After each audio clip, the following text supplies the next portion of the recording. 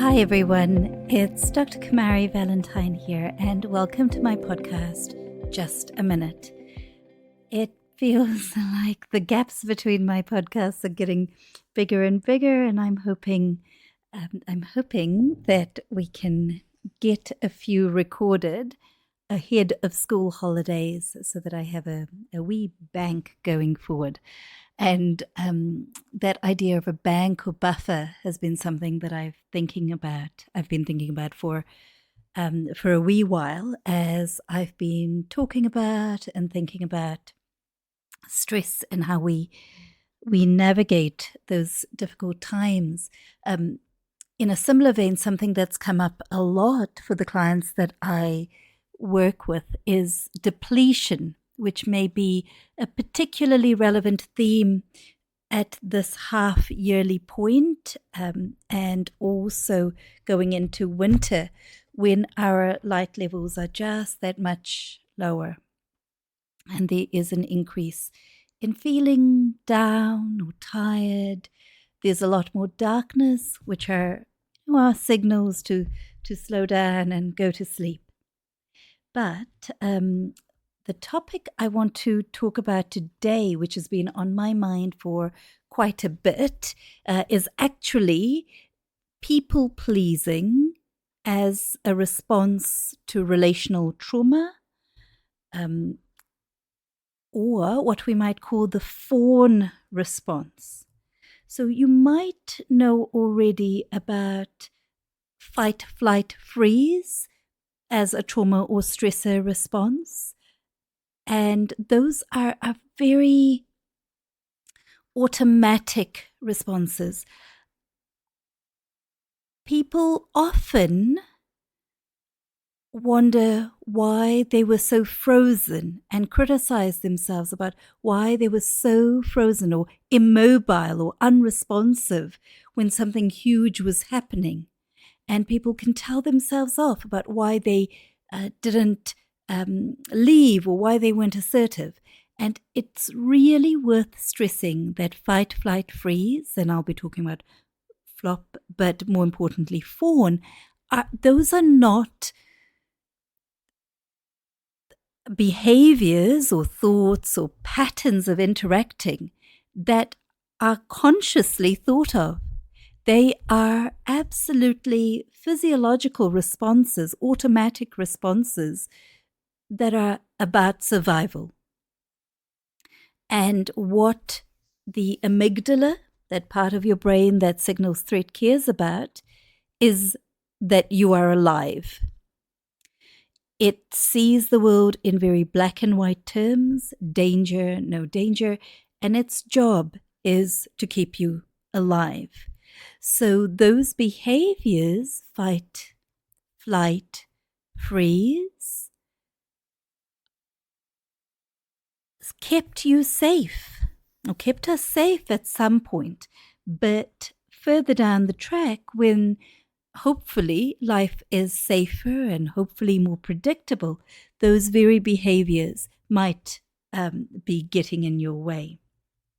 Okay, so let's take a wee step back and look at what relational trauma means, because this, I think, is not something we talk about, right? We talk about other forms of trauma.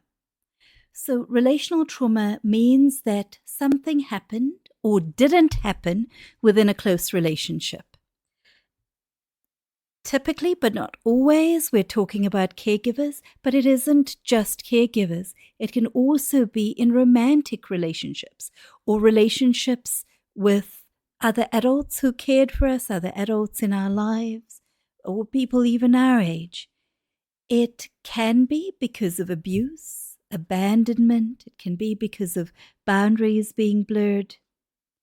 These relationships affect how we see ourselves and also how we see the world and others. When there are these disruptions, what happens is our template for that sense of ourselves and our self in our body gets altered. So there might be difficulties such as setting boundaries or a familiarity that comes with certain toxic relationships. Remember that the brain craves familiarity.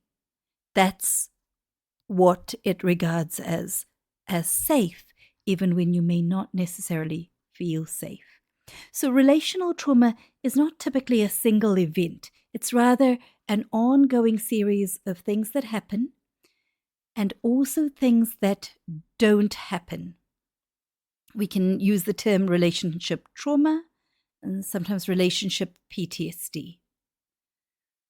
So we might know about instances of abuse. Okay, those are harmful experiences that have affected us physically or emotionally, sexually, or in another way.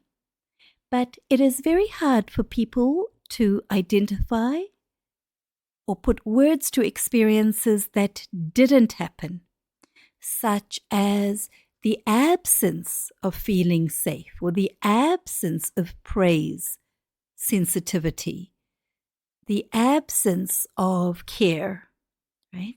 We don't know what we didn't have. We might also think of enmeshment, where there's a lack of boundaries. And this can impair a child's emerging sense of who they are and who they are in their body. Their gaze might be turned outward. So the term fawning is a term referring to one of these behaviors like flight, fright, freeze, and it emerges out of a response to an early environment. It is possible that the environment is later, that there has been stability in childhood and that there is relationship distress later or relationship trauma that contributes to this. But that childhood environment might have certain characteristics. There might be unpredictability. There might be a lack of emotional safety.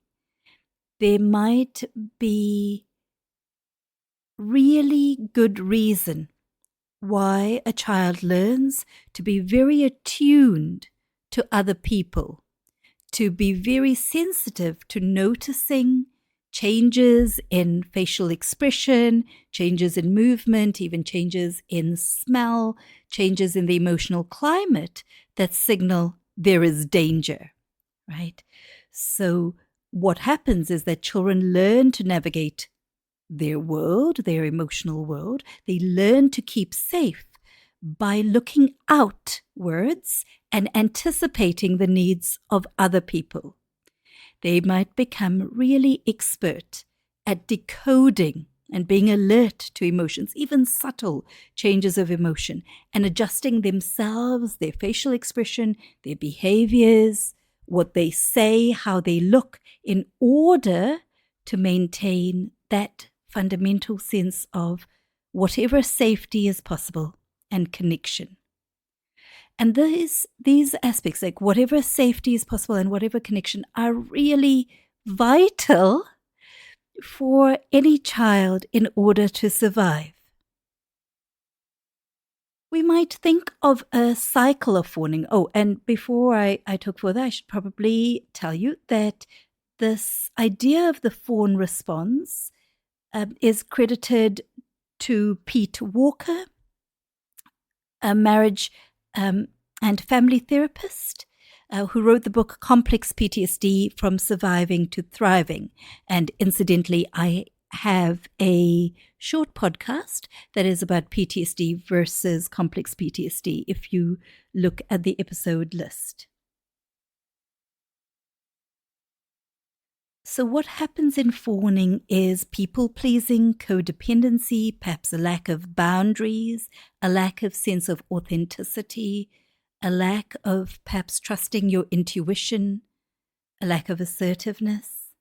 You might frequently be submissive or give up your own needs to serve the needs of others. And this might be because you're trying to avoid conflict, criticism, disapproval, or to obtain harmony, good feedback, and approval. Fawning is also called the please and appease response.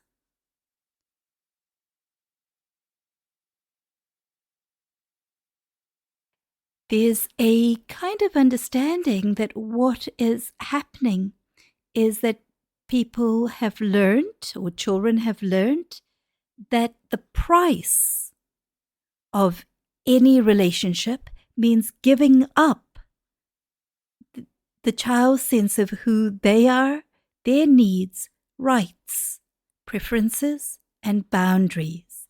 And by the way, that doesn't come out of nowhere. People may very well have even explicitly said this.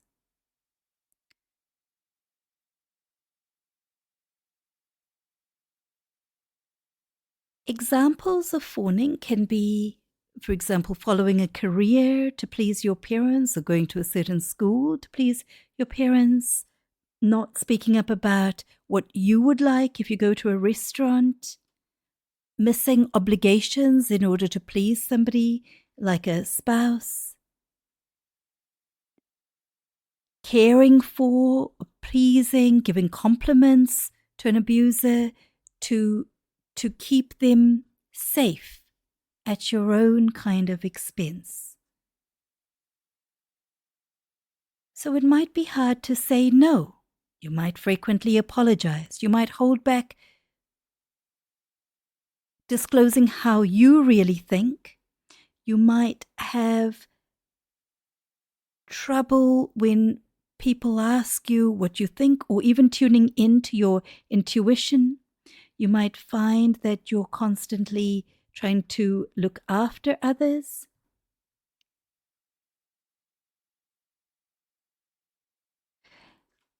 And fawning goes beyond simply being kind or helpful.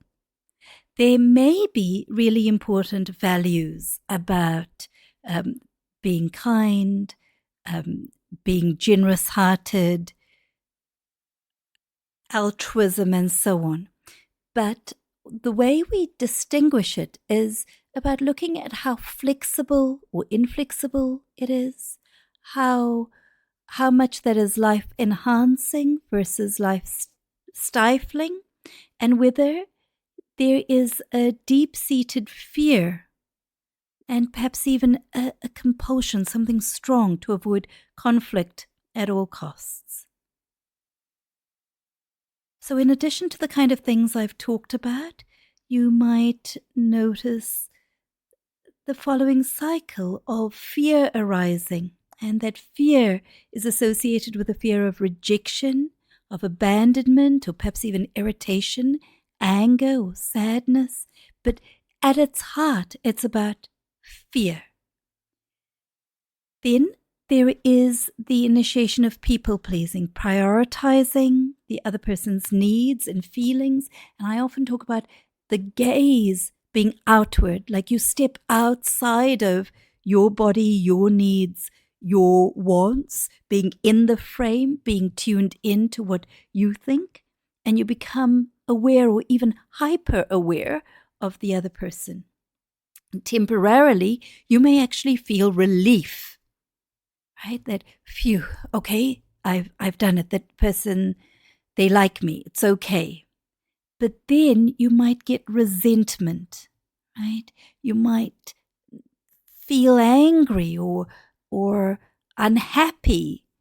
Some bitterness might creep in. So in order to heal, we actually need to know that that is happening, because until we know what's actually happening, what is present for us, it's really hard to switch off or to change that template. So I always say the first step is knowing what's happening. Even if nothing else changes, being able to observe what you're doing. Number two, I would like you to know that there's a reason why you do that. It isn't because you're in any way weak or stupid or in some way less than. These responses make absolute sense. Next step, self-compassion. And a good way to practice self-compassion is the loving kindness meditation. You will see different versions of this, but if you Google loving kindness meditation, you will find a good version. And the heart of self-compassion in this case is to acknowledge that fawning was a way to cope with a difficult past. It made sense then, even if now you would like to choose something different. Next, identify what your needs are, and this can be a process of discovery. It can involve learning to tune in to yourself. You might practice saying no, and this is a series of skills. You might want to look into developing assertive communication. It might be important to set boundaries, but I always say that there is work ahead of boundaries, or a pre-boundary work, which involves really being gentle with ourselves, decreasing that inner critic, soothing and being aware of that vulnerable child, and nourishing that healthy adult. And that reminds me that I have a new course that I've released that is on Gumroad, that is about this idea of deeper self-care, about those very things that I've talked about, the identification and soothing of that vulnerable child, ways that we might nourish, grow, and make more resilient that healthy adult part of ourselves, and tone down that critic. And the reason I made the course was that these are topics that I end up talking about all the time in therapy, and this language I have just found makes more and more sense to me in the years that I've worked, which now approach almost 2 decades. And on that note of my work, of course, all of this can be looked at in therapy. And therapy is, I want to say, always helpful. Why don't I bridge it with, when you are ready to look at yourself, when you are willing to go into those places which you might have avoided, when you feel that courage, then therapy is really amazing. Okay? So therapy may not always be where people are ready, but there is certainly things that can be done in anticipation of therapy, and there is always more to do, I think I would say. So relational trauma is tricky to define and talk about, because it is not just one thing. It is a series of big and small events that happen in a relationship, right? It can be things that are really hard to put into words, or that erode our sense of self, like gaslighting. And thus the effects can be really diffuse. More recently, I've been talking about relational trauma and ADHD, and and teasing those two things out can be very tricky. By understanding and taking a step back, it is absolutely possible to develop a new repertoire of behaviors that serve you. So the course again is Deeper Self-Care on Gumroad. If you put in Dr. Kumari Valentine and Deeper Self-Care, I think you will find it. With any luck, it is on my website, which is www.kamarivalentine.com. I'm just making a quick to-do list. So I feel like there is just so much more to say, but I will wrap up here. It is the dead of winter here in Dunedin. It is so cold and dark. So if you are in Dunedin or somewhere else where it is winter, I hope you are warm and well. I hope this podcast was useful. If there are any questions that arise from this or something you'd like me to talk about, then please let me know. The place where I usually post about my podcasts and so on is my Facebook page, which is Dr. Kamari NZ. Okay, everyone, take care and talk soon.